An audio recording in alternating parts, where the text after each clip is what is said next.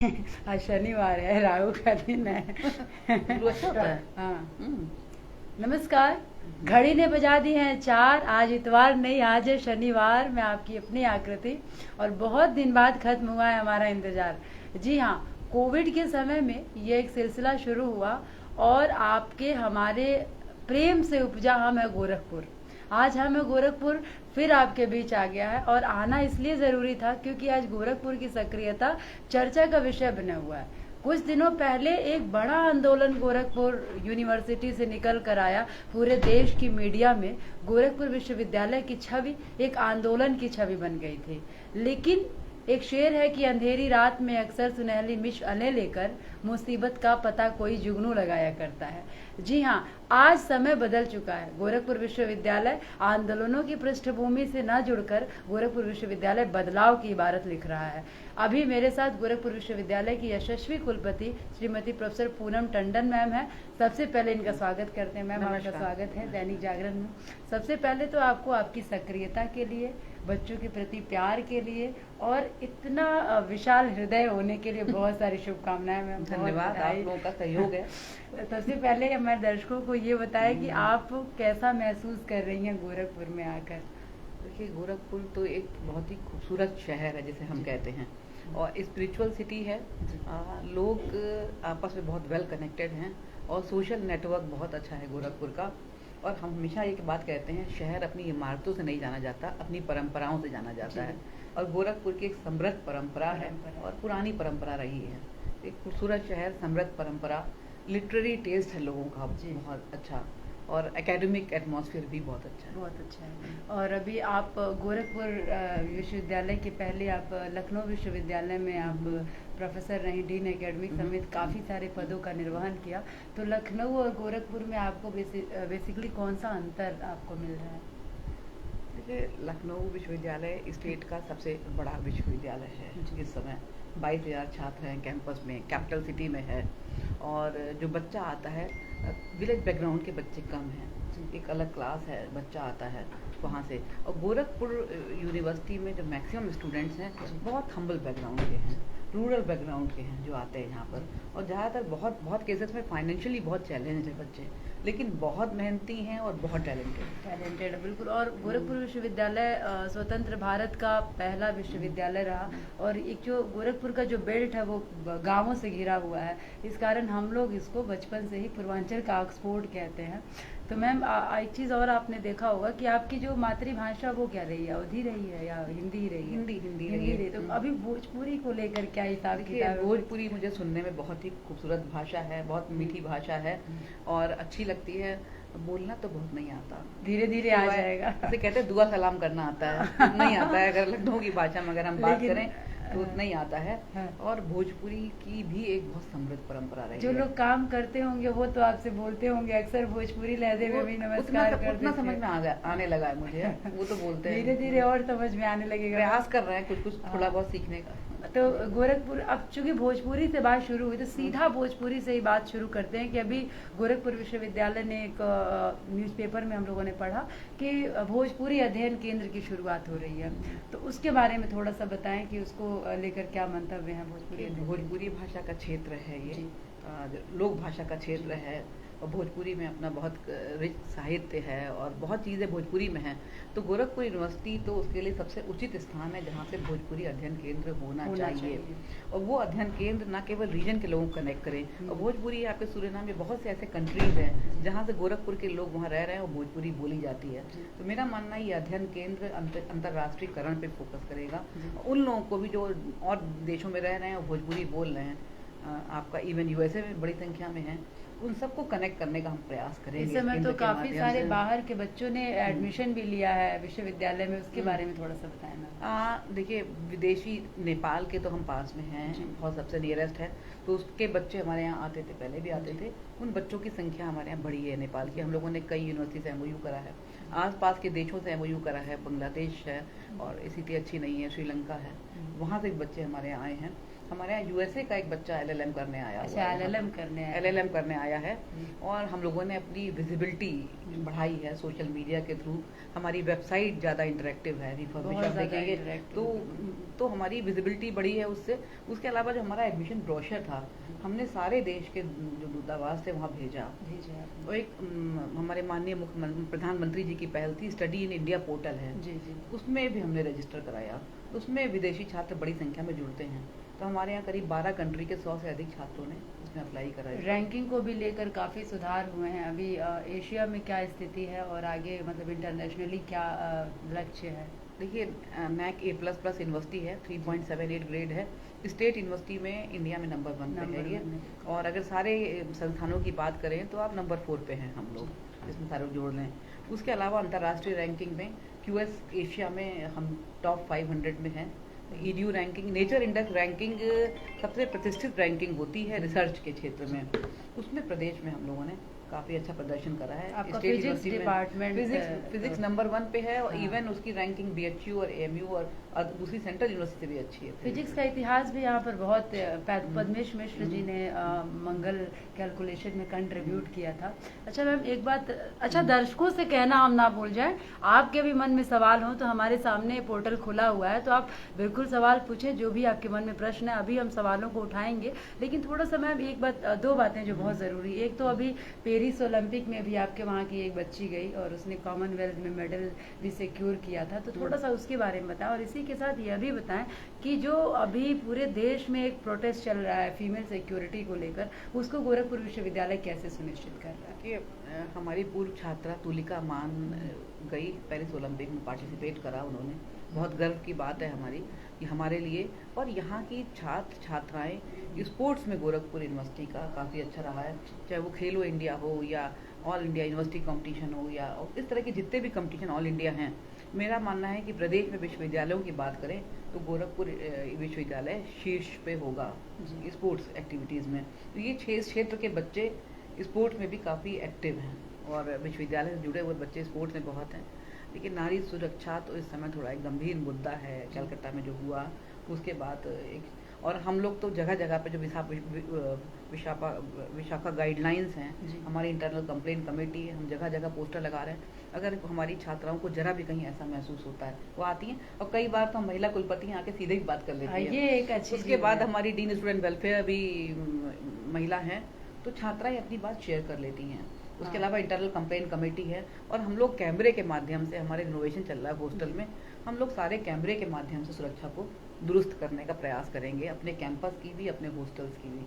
और एक सुरक्षा तो एक मुद्दा है, और इसके लिए थोड़ी महिलाओं को भी, हमारी छात्राओं को भी ऐसी ट्रेनिंग दें सेल्फ डिफेंस की। वो भी हम कुछ करेंगे क्लासेस सेल्फ डिफेंस के, कि अगर ऐसी स्थिति में आए तो हम क्या करें। इससे हमारे यहाँ जो आपकी SP हैं आपकी अंशिका वर्मा का, अंशिका जी, उनके कुछ सेशन कराए थे, कुछ सेशन हम लोग और हॉस्टल में प्लान कर रहे हैं कि हम अपनी सुरक्षा कैसे खुद भी इंश्योर करें। तो ये बातें कुछ हैं जिस पे हम लोग आगे बढ़ेंगे। आप लोग भी अपने कमेंट करते रहे मैम। अभी आपने एक चीज़ बहुत अच्छा किया है जो सभी को बहुत पसंद आया। अभी आपके पहले गोरखपुर विश्वविद्यालय से जुड़ा बड़ा विवाद हो गया था कि एक प्रोफेसर को कई डिपार्टमेंट दिए जा रहे थे, तो आपने आते ही एक काम जो किया कि कोई एक ही विभाग या एक ही तरह का कोई बड़ा दायित्व दिया जाए, तो ये एक बहुत बड़ी बात थी। लेकिन एक जो काबिल तारीफ़ है कि आपने महिलाओं की सशक्त भागीदारी तय की है, उसके पीछे आप के क्या विचार रहे हैं? कि मेरा करीब महिला प्रोफेसर या इस समय जो टीचिंग में है उनकी संख्या बहुत अच्छी है। हाँ, वो अच्छा काम कर रही है। और मेरा तो मानना है, वुमेन एम्पावरमेंट की तो हम बात नहीं करते, लेकिन मेरा मानना है कि जेंडर इक्वालिटी, दोनों लिंग को हम समान माने, उसमें जिसमें भी टैलेंट है उसको हम लोग आगे लेकर आ रहे हैं, और उनको जिस तरह का काम वो कर सकते हैं उस तरह का काम करने का मौका दिया जा रहा है। जब हम आए थे तो यहाँ पर कुछ लोगों के पास, सेलेक्टिव लोगों के पास बहुत सारे पद थे, लेकिन मेरा मानना है विश्वविद्यालय को चलाने में, इसके प्रशासन में अगर सभी की भागीदारी होगी तो वो सिस्टम बेटर होता है हमेशा ही।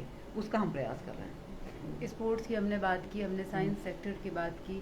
अभी इसके अलावा एक और सवाल उठ रहा है कि गोरखपुर, अभी हमारे साथ जुड़े हुए हैं रवि प्रकाश सूरज जी, आप मूलतः आरा के रहने वाले हैं, और इनका जो विचार है वो गोरखपुर विश्वविद्यालय रंगमंच को लेकर क्या दृष्टिकोण रख रहा है, क्या उसके विचार है रंगमंच को लेकर? देखिए, गोरखपुर में हमारा faculty of fine arts and music है हमारा, और बच्चे बहुत टैलेंटेड है, युवा महोत्सव में गए। लेकिन जितना स्पोर्ट्स का एक फ्रेमवर्क, स्ट्रक्चर फ्रेमवर्क है, वैसी कोई सांस्कृतिक कार्यक्रमों की या सांस्कृतिक जिसे हम कहते हैं या कल्चरल क्लब ऐसा अभी नहीं है। और वो हम लोग जल्दी ही कल्चरल क्लब को एक स्वरूप देंगे जिसमें बच्चों को एक प्लेटफॉर्म मिले, चाहे वो रंगमंच हो, चाहे वो सिंगिंग हो, चाहे वो डिबेट हो। तो ये मानना है कि वो क्लब रेगुलर एक्टिविटी बच्चों के माध्यम से कराएगा। अभी हम लोगों ने ये प्रोग्राम जो किया था, काव्य संध्या की थी हम लोगों ने, उसमें तो आप भी थी, और उसके अलावा हमारा एक सांस्कृतिक संध्या भी थी जी। उसमें जो बच्चों की परफॉर्मेंस मैंने देखी वो हम तो कहेंगे राष्ट्रीय क्या अंतर्राष्ट्रीय स्तर की थी। तो बच्चे बहुत टैलेंटेड है, लेकिन एक प्लेटफॉर्म जो यहाँ अभी मिसिंग है, और जल्दी ही हम लोग देने का प्रयास करेंगे यहाँ पे। कहीं ना कहीं एक और विवाद आया था मैम कि जो यहाँ पर बीए फाइन आर्ट और बीएफए को लेकर भी एक विवाद रहा है। हम चाहेंगे कि दर्शकों के माध्यम से ये भी एक ज़रूरी है, क्योंकि बच्चे जो यहाँ हैं बीए करके जा रहे हैं तो उन्हें दूसरे इंस्टीट्यूट से बीएफए के लिए विचार करना पड़ रहा है। तो अगर उन्होंने यहाँ पर समय दिया है तो ऐसी व्यवस्थाएं उनके लिए अगर यहीं हो जाए तो बहुत अच्छा रहेगा। ऐसा एक्चुअल में फाइन आर्ट्स में प्रोफेशनल डिग्री चल रही है ऑरेंज सिटीज में, यहाँ पे बी और एमए देते हैं जी। तो उन जो बच्चे हमारे हैं उनको और बच्चों से अगर compete करना होता है, केवल डिग्री का फर्क है, पढ़ाई सब ऑलमोस्ट सिमिलर है। तो हम तो जल्दी ही प्रपोजल बना के डिफरेंट एकेडमिक बॉडी से पास करा के, और जो प्रोसीजर होता है हमारे स्टैट्यूट में चेंज करने का, वो जल्दी ही हम प्रस्तावित करेंगे, जिससे कि हमारे बच्चों को भी बीएफए और एमएफए की डिग्री जैसे कि और विश्वविद्यालयों में मिल रही है मिल सके। हमारे साथ महबूब जुड़े हुए हैं, उनका कहना है कि उर्दू विभाग में जो है वो कुछ सीटें रिसर्च की कम हुई हैं, तो उस पर उनका कहना है कि उसे बढ़ाया जाना चाहिए। इस पर भी चूंकि आज हमारे जो भी लोग जुड़ रहे हैं उनका यही है कि उनके कुलपति हैं। नहीं, बहुत अच्छी बात है कि हम बच्चों की बात जान पा रहे हैं, क्या वो चाहते हैं। हम लोगों ने अभी जो एडमिशन किया था वो 2023-24 का था, पुराना एडमिशन था पीएचडी का, तो इसीलिए हम लोगों ने थोड़ी कम सीटें निकाली थी, क्योंकि हम लोग जल्दी ही 2-3 महीने के अंदर अगला करने जा रहे हैं एडमिशन, वो 24-25 का होगा। ये सभी पीएचडी करने वालों के लिए बहुत अच्छा। वो मैम न्यू एजुकेशन पॉलिसी के तहत नेट बेस अभी भी हमने नहीं, अभी तो हमारा जो पुराना चल रहा है ऑर्डिनेंस, उसी से हम करेंगे। तो अभी भी जो लोग हैं अभी नेट की तैयारी कर रहे हैं, बट अभी ऐसा उन्हें लग रहा है कि एक उनके पास गोल्डन चांस है, इनरोल्ड होकर तैयारी कर उनका कंटिन्यू रह सकता है। तो ये बहुत अच्छी बात है कि अभी जिन बच्चों का इंटरव्यू होना बाकी है उसके बाद अगले बच्चे कमर कस के तैयार हो जाएंगे अगले एडमिशन के लिए। मैम प्रोजेक्ट्स की क्या स्थिति है अभी साइंस डिपार्टमेंट में? प्रोजेक्ट लगातार सबमिट हो रहे हैं। हम लोगों ने डीएसटी पर्स में साइंस में 15 करोड़ की ग्रांट सबमिट करा है, उम्मीद करते मिलेगा। उसके अलावा बॉटनी डिपार्टमेंट ने डीएसटी फीस्ट में 5 करोड़ की ग्रांट मांगी है, और हम तो लगातार प्रोजेक्ट कम से कम 22-23 प्रोजेक्ट सबमिट करे गए हैं साइंस फैकल्टी से, और साइंस से नहीं आर्ट से भी सबमिट हो रहे हैं हमारे यहाँ, और प्रोजेक्ट की स्थिति बेहतर होगी मेरा मानना आगे आने वाले समय में। इंक्यूबेशन सेल को लेकर एक जो मन में विचार आ रहा था कि अभी आपने मदन मोहन मालवीय टेक्निकल यूनिवर्सिटी से मेमोरेंडम ऑफ अंडरस्टैंडिंग साइन किया है, तो अब यह भी एक पैना सवाल है कि क्या डीडीयू अपना बनाएगा इंक्यूबेशन सेल? यहाँ पे कुछ टेक्निकल इश्यूज हैं, वो जल्दी ही हम लोग रिजॉल्व करके अपना बनाएंगे, क्योंकि जब हम तो यहाँ कई बार गए, जब हमारे कॉम्पिटिशन्स थे इस तरह के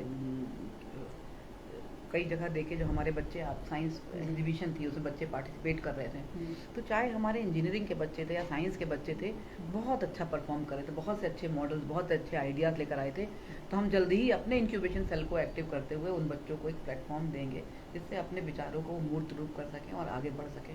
हमारे कई बच्चों ने पेटेंट फाइल कर रहे हैं इस समय। हाँ, पेटेंट की संख्या तो हमारे 4 महीने में पिछले मतलब मार्च से लेके अब तक लगभग 30 पेटेंट हमारे फाइल हुए हैं, और उसमें से 12 से लेके 15 तक एक्सेप्ट हो चुके हैं, बाकी प्रक्रिया में है, और हमारा टारगेट है कि इस साल के अंत तक 50 पेटेंट। तो मैम ऐसे भी लोग हैं, जैसे एक तो आपका जो इंटेलेक्चुअल प्रॉपर्टी राइट के तहत कोई भी पेटेंट जो है अप्लाई कर सकता है, लेकिन अगर ऐसा आपके क्षेत्र का कोई है जो विश्वविद्यालय से संबद्ध नहीं है लेकिन वो पेटेंट फाइल करना चाहता है, तो विश्वविद्यालय किस तरह का सहयोग करेगा उसके लिए? देखिए, विश्वविद्यालय के साथ आए और हमारे जो फैकल्टी मेंबर्स हैं उनसे कोलैबोरेट करे, अपने आइडिया के साथ कोलैबोरेट करे, उसको हम पूरी हेल्प देंगे पेटेंट के लिए। अगर इस क्षेत्र का कोई है, आना चाहता है, क्योंकि देखिए हमारे यहाँ फिजिक्स, केमिस्ट्री, इंजीनियरिंग भी है, फार्मेसी भी आ रहा है, तो हर डिसिप्लिन के लोग मौजूद हैं। होटल मैनेजमेंट से एक पेटेंट हमारे यहाँ हुआ है, बहुत अच्छा, कि दिव्यांगों से संबंधित है वो भी, तो बड़ा यूनिक पेटेंट करा है होटल गेस्ट फैकल्टी ने हमारे यहाँ की।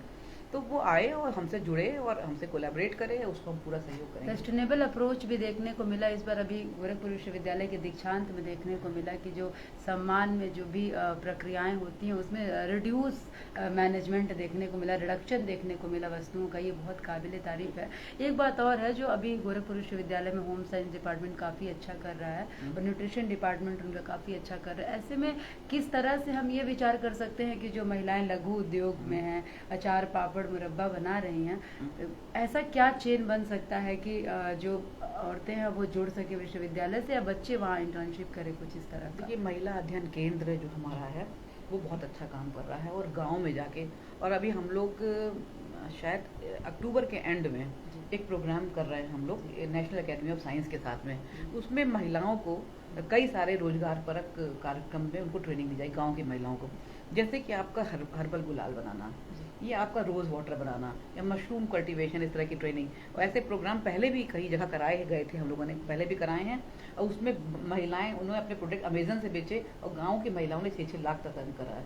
इस तरह के प्रोग्राम है हमारे साथ सर्वभाषा ट्रस्ट जुड़ा हुआ है मैम। सर्वभाषा जो है वो पूरे उत्तर प्रदेश का या पूरे देश का एक ऐसा प्रकाशन है जिसने सभी भाषाओं में पुस्तकें छापी हैं, और ये भी इनका भी ये कहना है कि अगर कोई बच्चा है जो रिसर्च करना चाहता है किसी भी भाषा में, तो वो कुछ % डिस्काउंट देंगे अपनी किताबों के लिए, और वो भी जुड़ना चाहेंगे अगर ऐसा इंटर्नशिप भी चाहिए पब्लिशिंग के लिए, पत्रकारिता के बच्चों को।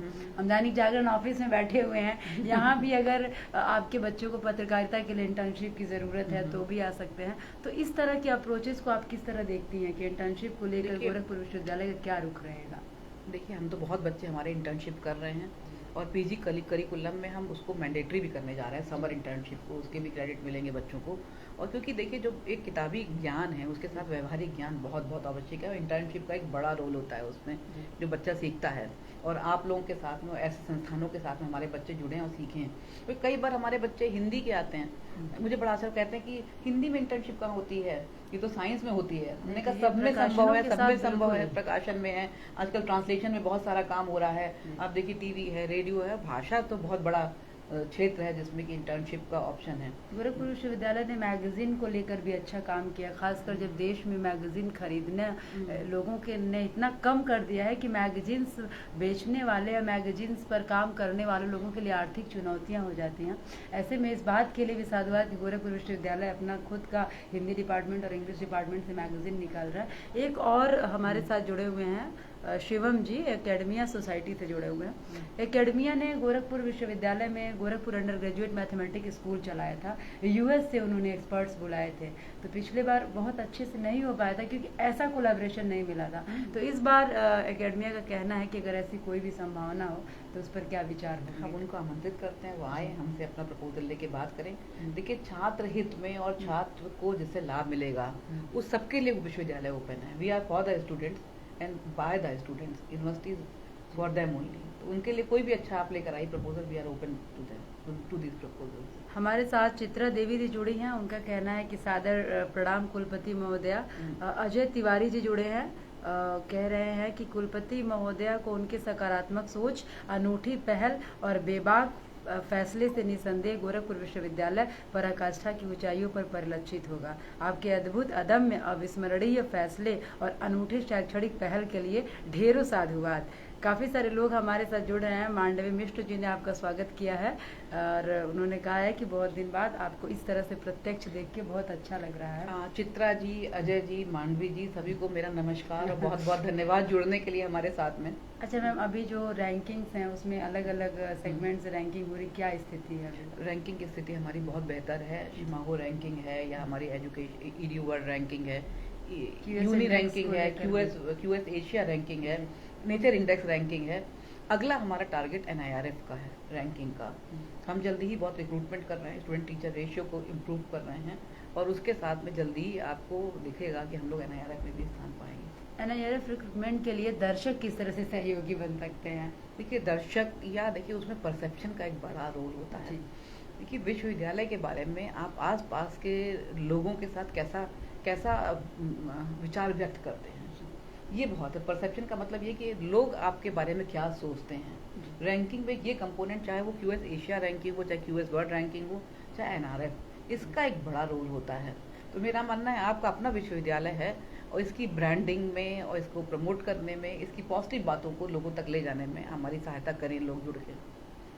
और भी काफ़ी सारे मैसेजेस आ रहे हैं, सभी को ड्रामा क्लब के लिए इन लोगों ने स्वागत तक कर दिया। अच्छा मैम, आप शहर के काफ़ी सारी कल्चरल एक्टिविटीज़ में बहुत सक्रिय रहती हैं, तो कभी ऐसा भी लगता है गोरखपुर विश्वविद्यालय का भी एक अपना कल्चरल क्लब होना चाहिए? कल्चरल क्लब तो हमने बात करी और मेरा पूरा बन गया है प्रपोजल, जल्दी एकेडमिक बॉडी से जोड़ के।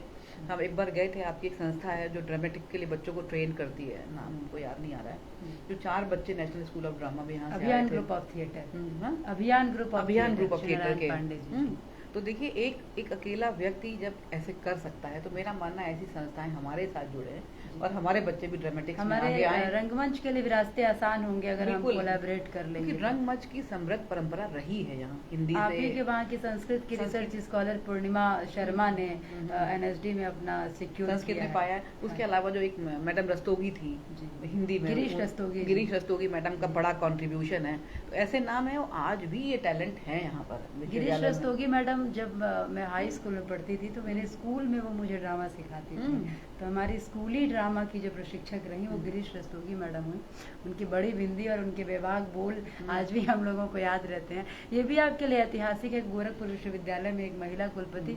जहाँ तक हमें मालूम है कि इसके पहले कभी 1-2 दिन के लिए कोई महिला कुलपति हुई थी, तो एक सक्रिय रूप से कुलपति के रूप में यह सौभाग्य है आपके हिस्से में। हम कुछ बातें और है, चूंकि हम लोग ये सब बातें करते रहेंगे, कुछ दिलचस्प अनुभव भी ऐसे रहे जो आप साझा करना चाहेंगे यहाँ आने के बाद?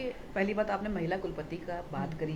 जब महिला कुलपति होना विश्वविद्यालय के साथ में एक समाज के बड़े परिवर्तन को दिखाता है, समाज में महिलाओं की एक्सेप्टेबिलिटी को भी दर्शाता है ये। तो ये एक अच्छा संकेत है हम सब के लिए। और कई विश्वविद्यालयों में महिला कुलपति आगे आ रही हैं और अच्छा काम कर रही हैं। जौनपुर में भी हुआ था, जौनपुर में भी है और मेरठ में भी है और आगरा में भी है और इस तरह कई, आपका अयोध्या में भी है। तो कई जगह पे ऐसा है और कई जगह पे आगे आ रही हैं। तो एक बदलते समाज की एक नई तस्वीर सामने आ रही है, यही हम कहेंगे। थोड़ी बातें छात्रों की तरफ से भी कर लेते हैं। छात्रों के ये सवाल है कि मैडम इतना मैनेज कैसे कर लेती हैं? बेटा, जब जैसे कि एक मदर अपने बच्चों के लिए मैनेज कर लेती है ना, हाँ। तो वैसे ही मैं भी मैनेज कर लेती हूँ आप लोगों के लिए। इसमें मैनेजमेंट क्या है? और इसके पहले भी आपने काफी सारे उत्तरदायित्व निर्वहन किए हैं, उसके भी कुछ अनुभव काम आए होंगे। देखिए, 4 साल जो पहले मैं हेड थी, उसके बाद टीचर तो हमेशा छात्र छात्राओं के बीच में ही रहा, तो पूरा जीवन उन्हीं के बीच में बीता। उसके बाद डीन स्टूडेंट वेलफेयर थी, तो छात्रों से मुझे अच्छी, जिसे कहेंगे एक ट्रेनिंग के लिए एक अच्छा मौका मिला। डीन एकेडमिक्स थी और उसके अलावा मेरे बच्चे भी सीएच बुक हैं जो कि यूनिवर्सिटी के बच्चे हैं। तो मैं तो हर बच्चे में ये रख के सोचती हूँ कि इसकी जगह अगर मेरा बच्चा होता तो मैं क्या करती। और इसलिए मैं कोई फ़र्क नहीं मानती और कोई भी निर्णय ये सोच के लेती हूँ कि अगर ये बच्चा मेरा होता तो मैं क्या करती। ये कभी छात्र जब उदंडता करते हैं तो मैं इससे ये भी कहती हूँ उनसे कि अगर मेरा बच्चा होता तो एक झापड़ मार देते हैं। ये भी जान लीजिए जैसा आप कर रहे हो तो। हाँ, आपने काफ़ी यहाँ पे एक साइकोलॉजी डिपार्टमेंट में जो एक सेल भी चल रहा है, काउंसलिंग सेल, उसमें भी बच्चे बड़ी संख्या में जा रहे हैं। पहले से भी होता, इन दिनों काफ़ी एक्टिव हो रहा है। अनुभूति मैम ने उसे काफ़ी अच्छे से संभाला है। लिंग्विस्टिक को लेकर भी काफ़ी अच्छा चल रहा है। अभी काफ़ी सारे लोग जुड़े हुए हैं। रवि प्रकाश सूरज जो लिखते हैं कि गोरखपुर विश्वविद्यालय को पड़ोसी राष्ट्र नेपाल के शैक्षणिक संस्थानों के साथ साझा एकेडमिक शोध की पहल ये हो रही है। रवि जी, मैम ने बताया कि हमने नेपाल यूनिवर्सिटी से, पोखरा यूनिवर्सिटी से, कई यूनिवर्सिटी से हम लोगों ने एमओयू करा है और कुछ ज्वाइंट प्रोग्राम भी हम लोग साथ में शुरू करने का प्लान। पंडित दीपक मिश्र जी लिख रहे हैं, बहुत ही अच्छा कार्यकाल है मैडम का। शशिरंजन शुक्ल सेतु जी जुड़े हुए हैं जो कि बहुत अच्छे हिंदी के लेखक हैं। महेंद्र कुमार त्रिपाठी जी लिख रहे हैं, बहुत बढ़िया। हमारे साथ प्रखर जी जुड़े हुए हैं और काफ़ी सारे लोग जुड़े हुए हैं। कुल मिला के मैम आपको सब लाइव देख रहे हैं। एक बात और, चूंकि एक जब अचानक से बड़ा परिवर्तन हो जाता है तो आजकल एक ट्रेंड है ट्रोलिंग का। मतलब कहीं ना कहीं व्यक्ति की अंतर्निहित कुंठा जो होती है वो भी सामने आती है। तो ऐसे में बहुत सारी बातें भी सुनने को मिलती है। उसमें एक बात जो सुनने को मिली कि इतनी सारी योजनाएं आ रही हैं, धरातल पर क्या है? तो धरातल पर ले आने में किस तरह की चुनौतियाँ हैं? देखिए, ऐसी कोई भी योजना है जो हाइपोथेटिकल हो या इमेजिनरी कोई भी योजना नहीं है। जैसे हमको पीएम ऊषा की ग्रांट मिली, उससे हम लोग 100 करोड़ का 100 करोड़ की आपको। ग्रांट है, उससे हमारा दीक्षा भवन, संवाद भवन, हमारी रोड्स, हमारे हॉस्टल्स के लिए हमको ग्रांट मिली है। जी। अभी हमको उम्मीद है कि हमको रेजिडेंसेज जो हमारे हैं जी। टीचर के, कर्मचारियों के और सारे हॉस्टल का रिनोवेशन, 3 का और ग्रांट हम ट्राई कर रहे हैं, उम्मीद है कि हमको मिल जाएगी। और सारे क्लासरूम का रिनोवेशन, तो ये धरातल पे तो आएगा, प्रक्रिया चल रही है, ऐसा नहीं कि कागज पे होके वाली सब। ये तो सेंट्रल गवर्नमेंट की स्कीम है, हम लोग लगातार अप्लाई कर रहे हैं और लगातार फायदा ले रहे हैं, और सरकार का भी सहयोग हमको मिल रहा है, आप लोगों का भी सहयोग मिल रहा है। तो योजनाएं धरातल पे केवल कागज पे तो नहीं रहेंगी और धरातल पे होगी। देखिए, जब मैं आई थी तो बहुत सारे चैलेंज थे, आपने देखा। जी। जब मैं आई थी, रिजल्ट का एक बड़ा चैलेंज था जी। बच्चों का, पीएचडी वाले बच्चों का शोध का बड़ा चैलेंज था, प्रोजेक्ट का एक बड़ा चैलेंज था, रिसर्च प्रोजेक्ट का चलना बड़ा चैलेंज था, पीएचडी बहुत से पेंडेंसी थी। तो आपने देखा होगा कि जो धरातल से ना आके उसके आपको परिणाम भी दिख रहे होंगे। एक और विवाद गहराया था, क्योंकि हम लोग यहाँ पर बैठे हैं तो हर बात पर हम खोल के बात कर रहे हैं। गोरखपुर विश्वविद्यालय का जो पिछला आंदोलन रहा, उस आंदोलन में एक चीज जो सामने आई कि बच्चों पर एफआईआर हुए, और एफआईआर हुए तो हुए, लेकिन सीसीटीवी फुटेज नहीं स्पष्ट हुए, और ये कहा गया कि सीसीटीवी फुटेज खराब है। तो ऐसे में अभी क्या स्थिति है? सीसीटीवी फुटेज के भी रिनोवेशन पे क्या विचार चल रहे हैं, क्या स्थिति है? हमने कहा ना कि हम लोग तो चाहते हैं कि कैमरे की सर्विलेंस में हमारी यूनिवर्सिटी रहे। कि आजकल गार्ड सिक्योरिटी करते हैं, लेकिन कैमरा अगर हमारा हर जगह रहेगा तो सिक्योरिटी के एंगल से बहुत अच्छा है। उसमें हम लोगों ने एक प्रपोजल पूरी यूनिवर्सिटी का, हॉस्टल्स का, कुछ हॉस्टल में रिनोवेशन चल रहा है, इसलिए हम लोग अभी नहीं लगा रहे हैं कि रिनोवेशन के दौरान वो हमारा खराब हो जाएगा, और इस पर तो हम लोग जल्दी ही लेकर आएंगे, सीसीटीवी पर फुटेज सारे काम करेंगे। अभी हमारे साथ अजय तिवारी जी कहते हैं कि पिछले कुलपति ने अपने कार्यकाल के दौरान शोध हेतु हर विभाग को मात्र 10 सीट आवंटित किया, छात्रों के साथ बड़ा ही अन्याय हुआ। अमित मिश्रा जी कह रहे हैं आपके आने से विश्वविद्यालय में शांति कायम है। जसपाल सिंह जी, जो कि गोरखपुर के बहुत सक्रिय समाज सेवी हैं और अदबी तहजीब के लिए जाने जाते हैं, उन्होंने कहा है सादर प्रणाम। तो इन सब के तरफ से भी मैम आपका स्वागत है। क्वेश्चंस का पूरा सिलसिला लगा रहेगा, लेकिन इसके साथ कुछ बातें आप भी जो कहना चाहती हैं अपनी तरफ से, उसके लिए भी हम लोग आप सभी को मेरा नमस्कार और बहुत बहुत धन्यवाद। देखिए, जो हम ये कहना चाहते हैं, जो हमारी प्रायोरिटी है, universities are there for the creation of knowledge. Research पहली बात है जिस पे मेरा बहुत फोकस रहेगा, पेटेंट पे फोकस रहेगा, बच्चों को एक अच्छा इंफ्रास्ट्रक्चर देना, रेगुलर क्लासेस, टाइम से एडमिशन, टाइम से एग्जामिनेशन, टाइम पे रिजल्ट, इस पे फोकस रहेगा। और उसके साथ अपने विश्वविद्यालय को हम विश्व स्तर पे कैसे ले जाएं, अंतर्राष्ट्रीय संस्थानों के साथ MOU, और हमारे बच्चे बाहर जाएं और बाहर के बच्चे भी हमारे यहाँ, विदेशी छात्रों की संख्या को बढ़ाने पे भी हमारा फोकस रहेगा। हमारे टीचर्स भी और स्ट्रेंथन हो, उनकी ट्रेनिंग और कैसे इम्प्रूव, कई सारे ऐसे चीज़ें हैं। और छात्रों की जॉब और एंटरप्रेन्योरशिप, रोजगार परक शिक्षा, रोजगार परक शिक्षा, हम बहुत से कार्यक्रम लेकर आ रहे हैं आप लोगों के लिए। और रोज देखिए, एक बड़ी चर्चा होती है कि बच्चों को जॉब नहीं मिलती, बच्चे BA MA कर लेते हैं, तो हमारे, आपने कई जगह सुना होगा, तो आप कहते हैं जो ग्रेजुएट्स हैं वो एम्प्लॉयबल नहीं हैं, डिग्री होल्डर तो हैं लेकिन एम्प्लॉयबल नहीं हैं। तो we want to bring out employable graduates, कि हम उनको कैसी शिक्षा और दें, कुछ पर्सनालिटी डेवलपमेंट, कुछ कम्युनिकेशन के भी सॉफ्ट स्किल्स, उनके पे हम कैसे काम करें, कि कौशल विकास पे हम कैसे काम करें कि हमारे छात्रों को रोजगार के बेहतर अवसर मिल सकें। एक और विषय है कि जो धार्मिक शिक्षा है, उसको लेकर यहाँ पे संस्कृत डिपार्टमेंट है, और धर्म जो अलग अलग, क्योंकि इस समय एक बात जो कहीं ना कहीं वैश्विक स्तर पर चिंता का विषय बना है कि जो धर्म को लेकर बहुत सारे विवाद है, तो उसका कहीं ना कहीं कारण है धर्म पर जो पूर्वांचल में अध्ययन है वो बहुत कम हुआ है। आए दिन स्थिति जो है सोशल मीडिया पर एक बार सिचुएशन, या फिर धर्म को कुछ ऐसा बता के कह देना जैसे एक अफीम है, इस तरह का दर्जा दिया जाना। तो ऐसे में धार्मिक शिक्षा को लेकर विश्वविद्यालय का क्या वो है, रुख है? देखिए, धर्म शिक्षा को बहुत धर्म से सीधे नहीं जोड़ते। जैसे कि हमारी जो सांस्कृतिक विरासत है, जैसे अयोध्या अध्ययन केंद्र है या बौद्ध अध्ययन केंद्र है, ये हमारी पुरानी परंपरा है, और उसके साथ भाषा भी जुड़ी हुई है संस्कृत, उसके साथ में उस पर शोध करना, जो इंडियन नॉलेज सिस्टम है, वैदिक अध्ययन वगैरह, वैदिक अध्ययन का पार्ट है। तो हमारे जो करिकुलम बनाया है हमने UG में, उसमें फर्स्ट सेमेस्टर में हमारे एबिलिटी एनहेंसमेंट कोर्सेज हैं, और वो कोर्सेज हमारे सारे इंडियन नॉलेज सिस्टम के ऊपर हैं, कि आप जाने कि इंडियन नॉलेज सिस्टम है क्या, लोग मिसलीड ना हो कि इंडियन नॉलेज सिस्टम को अलग तरह से प्रस्तुत किया जाता है, तो ऐसा नहीं है। तो जाने कि है क्या हमारा, उसको, उसमें वैदिक ज्ञान क्या है, शास्त्रोक्त ज्ञान क्या है, उसको साइंस से हम कैसे जोड़ सकते हैं, उसको डिफरेंट विधाओं से हम कैसे मैनेजमेंट से कैसे जोड़ सकते हैं, इस तरह के कई अध्ययन पे हम और न्यू एजुकेशन पॉलिसी के मद्देनजर अभी क्या स्थिति है? राष्ट्रीय शिक्षा नीति में 4 साल का जो अंडर ग्रेजुएट प्रोग्राम है वो हम लोगों ने शुरू करा है। और वो प्रोग्राम हमारा जो यूजीसी का नेशनल लेवल करिकुलम है, हमने उसको अडॉप्ट करा है। उसमें जो एबिलिटी एनहेंसमेंट कोर्सेज हैं, स्किल एनहेंसमेंट कोर्सेज हैं, वो हम लोग लेकर आए, लेकिन सरलीकरण के साथ में, जटिल ना बनाते हुए। उसका अंतर्राष्ट्रीयकरण पे जोर है, उस पर हम लोग लगातार काम कर रहे हैं। उसमें ये हमेशा जोर दिया गया है कि जो क्षेत्रीय भाषाएं हैं उनको बढ़ावा दिया जाए, उसमें बुक्स भी लिखी जाएं। तो हम लोग का नेक्स्ट ये है कि हमारी स्पेशली देखिए आर्ट्स के सब्जेक्ट में तो बुक होती हैं हिंदी वगैरह में, लेकिन साइंस और इंजीनियरिंग में ये बुक कम है। उस पर हमारा नेक्स्ट है कि उसमें हमारे बच्चे क्योंकि जब बच्चा गांव से आता है तो एक तो इंटर कॉलेज से यहाँ यूनिवर्सिटी में आ रहा है, वहाँ तो एक बुक थी, यहाँ मोटी मोटी 3 बुक आ गई। तब अगर वो सब्जेक्ट के साथ में भाषा से भी स्ट्रगल करता है तो वो उसके लिए चैलेंज बड़ा हो जाता है।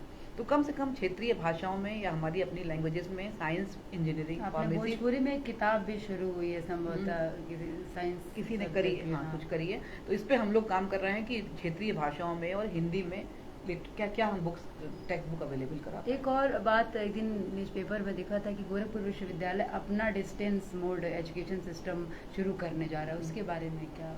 देखिए राष्ट्रीय शिक्षा नीति कहती है कि GER 50% होना चाहिए, यानी अधिक से अधिक लोगों को उस शिक्षा मिल सके। सोर्सेस लिमिटेड हैं, टीचर्स हों या संसाधन हो, सबसे अच्छा मेथड है डिजिटल मेथड को यूज़ करना, ऑनलाइन एजुकेशन। तो हम लोग ने अपना ऑनलाइन और डिस्टेंस एजुकेशन सेंटर हमारा है, वो शुरू कर दिया है। हमारा स्टूडियो बन चुका है, हमारे कोर्स कंटेंट बन रहे हैं, स्टूडियो भी चर्चा में है। स्टूडियो बन चुका है हमारा, छोटा सा स्टूडियो है, शैलेंद्र जी ने डिज़ाइन किया है। शैलेंद्र जी ने डिज़ाइन करा है वो। और हमारा जो 100 करोड़ की ग्रांट है उसमें स्टेट ऑफ आर्ट एक बड़ा स्टूडियो बनकर आएगा, बहुत बड़ा। वो तो देखो ऑनलाइन एजुकेशन की जब हम बात करते हैं तो स्टूडियो तो अपना होना ही चाहिए, बड़ा स्टूडियो होना चाहिए। और जल्दी हमारे कोर्स कंटेंट मैथमेटिक्स के बन रहे हैं, BBA के बन रहे हैं, MBA के बन रहे हैं, MCOM के बन रहे हैं, BCOM के। तो आपको बहुत सारे ऑनलाइन कोर्सेज, देखिए बहुत से ऐसे छात्र हैं, घरेलू महिलाएं हैं जो अपने घर छोड़ के आके विश्वविद्यालय में एजुकेशन नहीं ले पाती, तो हम चाहते हैं कि ऑनलाइन मोड से जुड़े, या बच्चे जॉब में हैं वो ऑनलाइन मोड से MBA करें और पढ़ाई करें। इससे और सारे लोगों को रोजगार भी मिलेगा और अंतर्राष्ट्रीय स्तर पे भी बहुत सारे आपको ये बताते हुए एक बात और बीच में कहना चाहेंगे कि यूजीसी ने हमें कैटेगरी 1 यूनिवर्सिटी का दर्जा दिया है। वो स्वायत्ता होती है कि हम अपने ऑनलाइन और डिस्टेंस एजुकेशन कोर्स शुरू कर सकते हैं बिना किसी की अनुमति के। यहाँ पर कुछ कमेंट्स आ रहा है। प्रेम पराया जी जो कि संस्कृति कर्मी है, उनका है कि अति उत्तम प्रोग्राम। अजय जी लिखते हैं कि पूर्वांचल की युवाओं को आपसे उम्मीद है, हम सबको भरोसा है कि आप अपने अद्भुत अदम्य अविस्मरणीय पहल और कार्यशैली से समूचे अकादमिक परिवेश को विहंगम आयाम देंगी। महेंद्र कुमार त्रिपाठी जी लिखते हैं आपने अच्छा काम किया है, देवरिया में कोई व्यावसायिक कोर्स शुरू कराइए। अजय तिवारी जी ने फिर अभिवादन किया। तो देवरिया में हमारा BRD है, हमसे हमारे हम लोगों ने कुछ रोजगार परक कोर्स थे, वो हम लोगों ने सारे कॉलेजेस को, जैसे कि BBA इन हॉस्पिटैलिटी मैनेजमेंट, इस तरह के बहुत से कोर्सेज नए कॉलेजेस में शुरू करे हैं। और कॉलेजेस को हमने प्रपोजल दिया है कि जो शुरू करना चाहे उसको हम लोग तुरंत अनुमति देंगे। और शायद ये सेंट एंड्रयू में शुरू करा गया है और MG में अभी है और दिग्विजयनाथ में, इन लोगों ने शुरू कर दिया है कोर्सेज। तो अगर आप लोग भी आगे आइए, कोई प्रपोजल लेकर आइए, हम लोग आपको सहयोग करेंगे। कुछ कोर्सेज हम लोग बता रहे हैं, आप लोग शुरू करिए।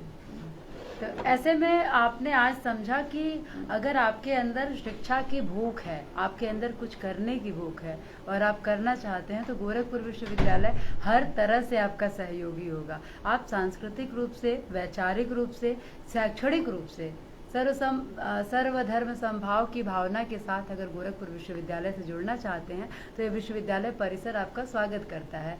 आज हमारे साथ हमने अपनी कुलपति को सुना और ये हमारे लिए बहुत शानदार बात थी कि बहुत सारे विषयों पे चर्चा की।